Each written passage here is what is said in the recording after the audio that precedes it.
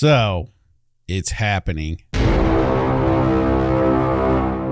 At least let's hope so this time. If you're not in the know or need a refresher, let us fill you in. I'm sure you guys have been following this for a while now, so we won't rehash old details and leaks. Just know that the Oblivion remaster has been rumored to arrive for years. Ever since the Bethesda acquisition had files leak where we could see not only the remaster in the works for Oblivion, but also Fallout 3.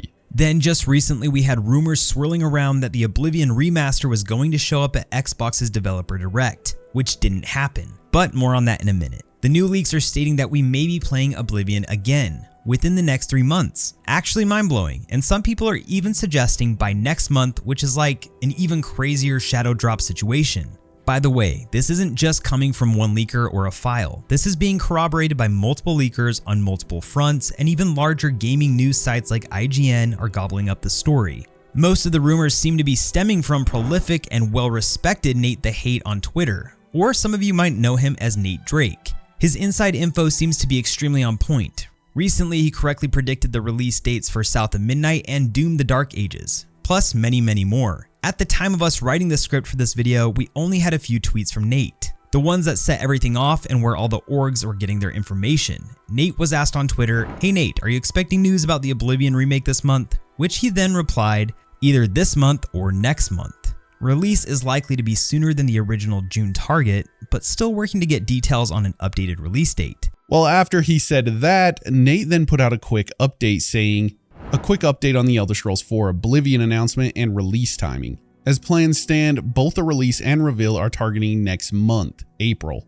The gap between the reveal and the release will be minimal. A shadow drop is possible." Holy shit. This thing is about to happen literally next month, with a shadow drop being highly possible. I would say take this with a tiny modicum of a pinch of salt at this point. Where there's smoke, there's fire, and if Nate is assured, I think we're in for a treat, guys. By the way, I do want to point out that it's not just Nate the Hate. VGC has also claimed that their sources are corroborating with what he has said. And there it is, nice and simple for you.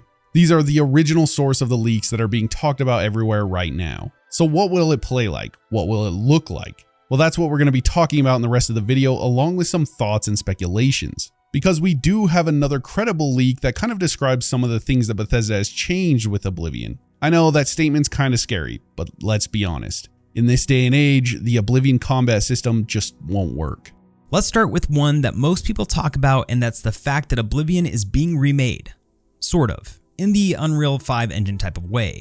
Well, what does that even mean? Well, an Oblivion remaster utilizing Unreal Engine 5 would likely leverage the engine's advanced features to significantly enhance the game's visual and technical fidelity while preserving its core identity. UE5's nanite technology could be used to create highly detailed, polygon-rich environments, allowing for a more intricate and realistic depiction of Cyrodiil's landscapes, cities, and dungeons without the performance constraints of the original engine. Lumen, UE5's dynamic global illumination system, would enable real-time lighting that adapts to in-game changes, like shifting sunlight or torch flickers, bringing a new level of immersion to Oblivion's world. Rumors suggest a hybrid approach, pairing UE5 for graphics with Bethesda's creation engine for back-end mechanics like NPC behavior, physics, and quest systems, ensuring the remaster retains that goofy charm that we all know and love from Oblivion. This combination could modernize the presentation while keeping the soul of Oblivion intact, potentially streamlining load times and enhancing modding capabilities, though adapting the original scripting to UE5 might pose challenges. And modding at this point is apparently on the ropes, and I really don't like the sound of that. Modding is a core aspect of Bethesda games in my opinion. We will have to wait and see on that one, but it is definitely worrying.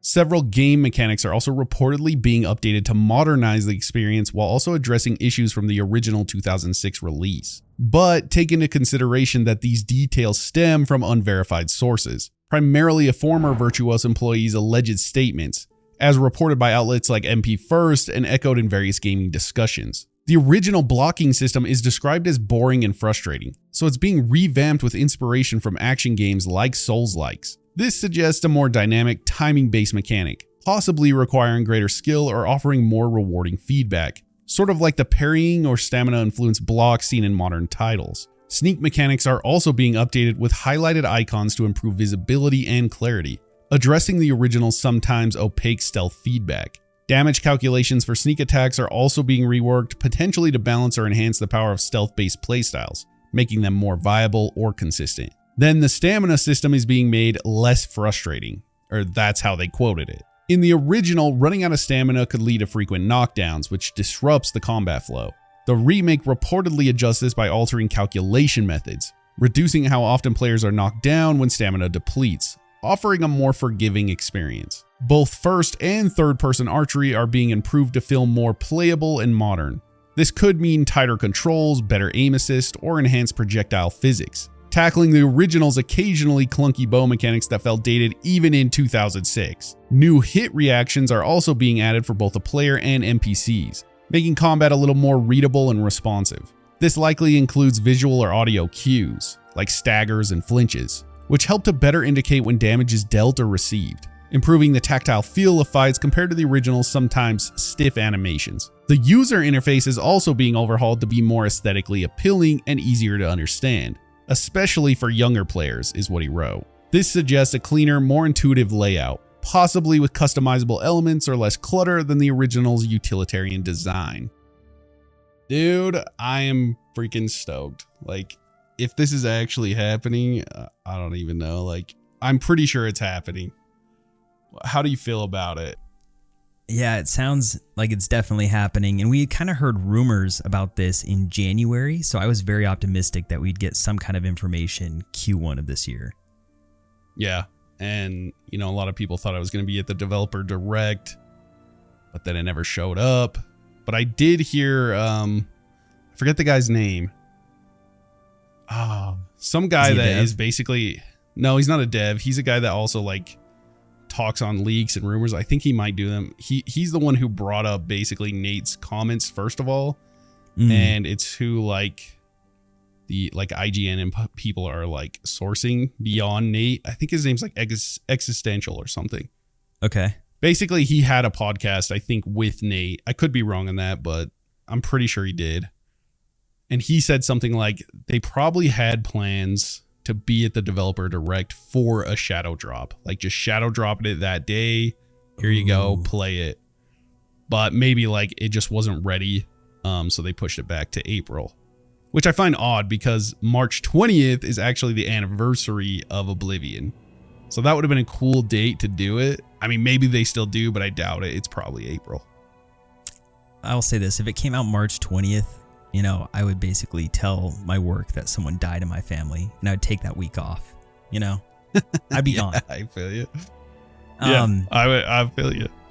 I actually would be curious if that ever gets expanded on, the fact that maybe there was supposed to be a shadow drop in January.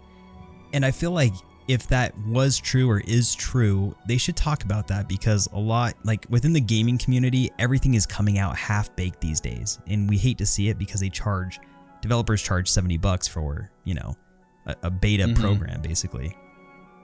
Yeah, totally. Yeah. I would respect. And I mean, we've known that this kind of existed since the Microsoft leaks when they acquired Bethesda. So, I mean, this thing must have, you know, it's been in production for a long time, especially for a remaster. So I hope they're doing things right. And that kind of like leads into a talking point I wanted to get to, which is the graphics in Unreal Engine 5. How do you feel about that? The hybrid kind of pieced together facelift of it all. Well, I'm curious how they're going to do it because there's not been a ton of context on it. So one of my favorite video games of all time is Spyro, right? And when they re-released Spyro and did a facelift of like 1, 2, and 3, you could toggle back and forth between the OG Spyro and the new Spyro. And I believe in Halo, they did something similar. You could go back and forth between the OG Halo graphics and the new ones. And I'm curious if they'll allow you to do the same thing. But I think the significance of what Unreal Engine 5 has as compared to, you know, call it Spyro and Halo that released years ago, I think it'll be significant and I'm so excited to see it. And I wonder if it'll be similar to like the mods that we dropped on our video back in January, where you had all this like lush forest coming out into cities and it just made the game feel a lot more robust, I don't know, thicker, fuller, richer. You know what I mean? Yeah, totally. And I think, honestly, if it is built with the Unreal Engine like assets, it's going to look, I would dare say it's going to look better for sure than Skyrim and probably Starfield, because Starfield is also creation engine. Ooh, obviously it still has the bones and the muscles of creation engine. It's going to play the same as Oblivion did, which I think is okay. We'll get to a few of those talking points in a minute, because, you know, if you're going to make a remaster of a game that's beloved, it has to like retain its original-esque form, you know? Mm-hmm. But yeah, I think it's going to look better than those, because Unreal Engine 5 just looks insane. It does come with a lot of issues I've seen. I'm no developer, or I'm not highly knowledgeable about it. I know a lot of people find it easier to start developing on Unreal Engine 5, but I believe it has issues as well. But if it's just the facelift, like they're using Unreal Engine 5 to basically be like, okay, we're going to make everything look good, I think you can't really go wrong with that, unless it comes down to like modding and things like that. Ooh, that's a great point. And honestly, I would be okay even if it was just a facelift, right? Not everyone feels that way because the mechanics, and I know we're going to get into this soon, but there's a lot of things that do feel dated going back to Oblivion. One thing though, if we stay on the topic of graphics, that I noticed is just how empty some of these worlds actually felt, right? Because we're so used to playing RPGs such as Fallout 4, maybe Starfield 2, if you could put it in that category. But when you go back to Oblivion and you go to a place like Anvil, that place used to feel rich, but because it's so dated, there's not that many NPCs roaming around or assets. That is a good point. Yeah, I feel like Oblivion cities are gonna, besides the Imperial City, I think they actually still did a good job with that. It feels huge still to this day. I agree. But yeah, everything else, you know, it's limited. It came out in 2006. Like, people can't, I think people playing the game for the first time, we're going to see some hot takes on it. They're going to be like, wow, this isn't The Witcher 3. This isn't Fallout 4. Like, that's not what it is. It's an old game, and we love it for how it is. But we do want to see it polished up and, you know, maybe a bit, some of the combat mechanics and stuff changed. And since we're talking about combat, let's just go into that. And like, we had a few things that have come out from the guy who supposedly was working on this game. He said the blocking's changed, the sneaking, the stamina, archery, hit reaction, and the HUD. How do you feel about Oblivion's combat? Like, what stands out to you about it? So if I can take it again back to our modding video that we released in January, I'm not trying to plug that, but what I noticed is that one of the mods that I had was for, well, I would say, richer combat, right? Because if you play Oblivion, you have the typical 2 to 3 different kind of swinging when you're hitting somebody. Blocking feels very generic. I actually didn't practice archery too much, but I did hear that had a facelift in the mods as well. And so I don't think it's a huge lift for this new remake. Sorry, I should say this new facelift to do any of those things, to really polish those up. But it's definitely needed. You know, I think one of the talking points that you just mentioned was better aim assist to archery. That is definitely needed in my opinion. And that's only gotten better through time with more recent games. Even in Skyrim, it felt significantly better than Oblivion, in my opinion. So I'm excited to see it. What's your take on that? Yeah, it's funny that you said the archery, because I was recording footage for this video and I was using the bow. And the archery is so like, I mean, it was cool at the time, but even then, like I said earlier, it was even dated back then.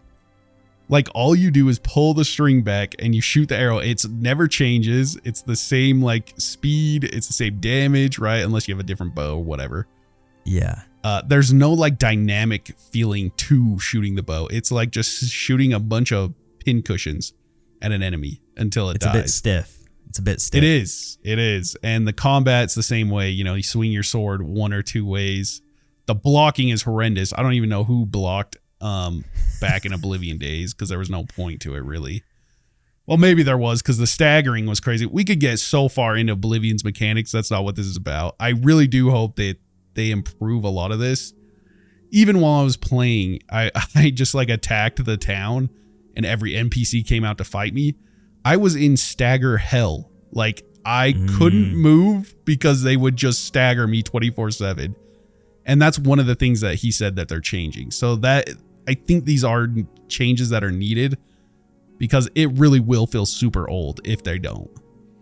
I don't know if you ever played Morrowind too much, but one thing that was significant to me is when they moved from Morrowind to Oblivion, the combat system felt way better. Morrowind, in my opinion, was terrible, particularly with blocking. It was. It was because, I don't know if you know this, but Morrowind is, it's like dice rolling, kind of. When you swing your sword, it rolls a dice to see if you hit that creature. I didn't know that. I always thought it was ass. Yeah. Yeah, it was really weird because you'd like be slashing that bird bastard that would come down, you know, those things. Oh, yeah. I don't even remember what they're called. And half the time your hits aren't hitting. That's why. Anyways, I just wanted to. Oh, dude, I was such a numpty, dude. I get wrecked by like the sewer rats. And I was like, why is it not hitting them? That makes so much sense, man. After all these years. But yeah, even the spell casting that jumped from Oblivion to Skyrim felt significantly better. So in my opinion, I don't think Bethesda's ever been super great when it came to combat systems, but I think we're at the point now to where Unreal Engine 5 can make that feel a lot more smooth and seamless. Yeah, and hopefully, you know, they use it for that. I don't know if they will or not. I mean, we don't know really anything. We're all speculating at this point. I'm sure someone knows something, obviously. But another thing I know a lot of people, I mean, it's the biggest meme of Elder Scrolls is the NPCs in Oblivion. You know, you play the NPC music because of the way they react and things like that. You think they're going to change any of that? Would you want them to do that? I hope that they allow you to toggle back to the original NPCs. I think it would be fascinating to see a facelift on all of them, and I think it would make the game better. But there is that little charm that we talked about where, you know, looking at someone where their eyes just kind of look glazed over and they don't really move a ton, like their facial expressions are just trash. I kind of enjoyed that. What's your take on that? I mean, would you hope that they retain some of it or? Well, and I'm specifically like, yes, the looks of them are horrendous. I mean, the Argonians, they just look bad. But even the animations, you know. Oh, yeah. They'll just see them walk around and sit down in a chair and then stand right back up. And then they'll walk over to the next dude and be like, hey, how's your day been? All right, see ya. Yeah. And then he walks back to the chair and sits down, you know. I don't know if they're going to fix any of that because the jank is almost part of its charm. But that's such a valid point. I don't know. I don't know if they really mess with NPCs. I think a lot of people would kind of want them to. But I think to retain Oblivion's like identity, it's almost like its NPCs are its identity in a weird way, in my opinion.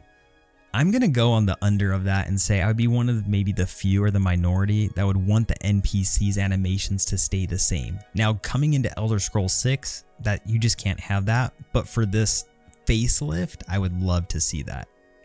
Yeah, I agree. And what's your inner soul telling you the release date's going to be, man?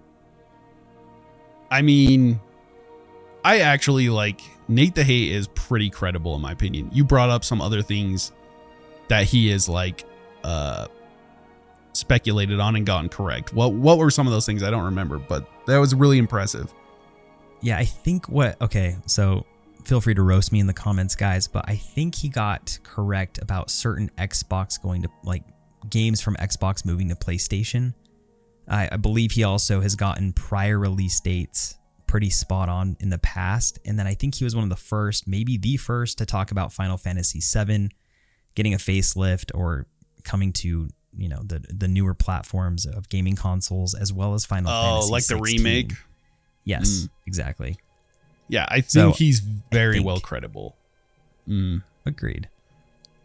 So I'm going to take his opinion that it's coming out in April and it's, you know, getting announced in April and it's getting released in April. I would actually say that's probably like a 98% possibility, in my opinion. Obviously, this could go horribly wrong, but this dude is almost always right. So yeah, we might see this thing in April, which gets me so hyped. Like, I can't wait to make videos on the channel. I can't wait to play it from a like new perspective. Allie loves Skyrim, and she never got to play Oblivion, and now you can't go from like Skyrim back to Oblivion. It's really like old. So I think she's going to really enjoy like seeing it look the way it does, and getting to play through with her again is like getting to play through for the first time for myself. So I'm super excited. I think it comes out in April. I would venture that you're accurate with April. And I hope that's not my inner optimism speaking. I hope it really is more of like a shadow release, right? Where there's almost virtually no marketing. And let me say this, there doesn't need to be marketing because of the cult following with this game. That's my only 2 cents, my personal opinion. But you just touched on another great point, right? If you've tried going from Morrowind to Oblivion or Morrowind to Skyrim, you can't do it. It's so hard. So I think this will give a breath of fresh air, I guess, when you want to go from Skyrim to Oblivion, and it's going to open up the floodgates for the newer generation to play, or at least want to play. Yeah, I think they'll see like some of these old mechanics that people really love from Elder Scrolls that kind of went missing in Skyrim. Because, you know, a lot of people think it's the RPG systems have been watered down game to game, which they have. And I'm hoping, you know, with Elder Scrolls 6 they return. But I think people's expectations on Oblivion are really high. And that kind of leads to another point of like Skyblivion. Is this going to hurt Skyblivion, or is Skyblivion going to be so good and moddable, by the way, that it actually hurts the remake, which is a possibility because it looks so good. What do you think on Skyblivion? Let me answer that with a question. Do you think there's ever a scenario where the Skyblivion developers were low-key involved with this facelift? I don't think so, because when the rumors started going around, the Skyblivion Rebel's Eyes, I forget his real name, he sent out a tweet like basically like, oh no, you know, that wasn't his word for word thing, but like he was surprised by it and worried about it. And I don't think he needs to be, because I think his is kind of what you would like out of Oblivion Remaster, at least what I've heard you say before, right? He improved the cities. He improved the dungeons. He improved NPCs because they're Skyrim NPCs. They're just better. It probably won't look as good as the Unreal Engine 5 one because it's Skyrim, but it still looks incredible. I mean, I think a lot of people, they may prefer Skyblivion over the simple fact, well, it depends. If Skyblivion comes out and it's obviously not going to be bug free. They're going to have issues. That's just how mods of this size go. They're not paid like developers, you know. They're doing this on basically their free will, and they're going hard at it. But there's going to be issues for a while, but I think over time people might prefer it. It depends on what happens with the remake. I will say this about Skyblivion. I think we're entering a weird potential. I mean, this could be an era, I don't know, but you have all these gamers who really stick to the core values of video games, and modders get that core value, like that core value system. Then you have these AAA platforms, which Bethesda is, and a lot of people feel screwed over by Bethesda. I'm not saying I feel that way, but you kind of have these two different communities, right? Or like some people don't really care. Some people are just diehard AAA fans, and other people kind of go against the system these days. So I think there's room for both to succeed. And I feel like if I'm just putting on like my business mindset, the more competition, the better. It's almost like these two are kind of competing with one another, but I think they can both exist simultaneously and do well. But yeah, what would be interesting is if Skyblivion kicks so much ass that it almost put shame on Bethesda, right? And yeah, I think they might not like that. They might not like that, but I think the community is somewhat rooting for that to happen. But my personal camp is I want to see both do well. Yeah, I agree. I'm excited for both. And I'll definitely play both. And yeah, I hope the worst case scenario is, I don't know. I don't think Bethesda would do this because it seems like a PR nightmare, but they see how like maybe they bring it out and the remaster is total shit and Skyblivion goes crazy and they DMCA it. If they did that after how many years it took them, I think the fallout of that specific, like, that would be worse than just Skyblivion existing. So I hope that doesn't happen. That would be the worst case scenario. But I'm excited for both. I don't think the Skyblivion team needs to worry about it. I think people will enjoy both. And I know we're getting a little long-winded here, so anything else you have to say on it? I would just say one more thing. I really think this needs to do well for Bethesda, not just for namesake, but also there's rumors. I mean, there's actual facts, I believe, at their timeline that they want to re-release Fallout 3. So whatever they do here with Oblivion, it's probably going to translate very well, for better or worse, into Fallout 3. So I hope they do well. I'd love to see Fallout 3 because I didn't get to enjoy that as much in my youth, and I'd love to enjoy it as an adult. I'll leave it at that. It's crazy you said that because I was also going to say Fallout 3. Now that we know, well, we still don't know. I can't even say that now that we know Oblivion Remake's coming. I mean, I want to say that at this point.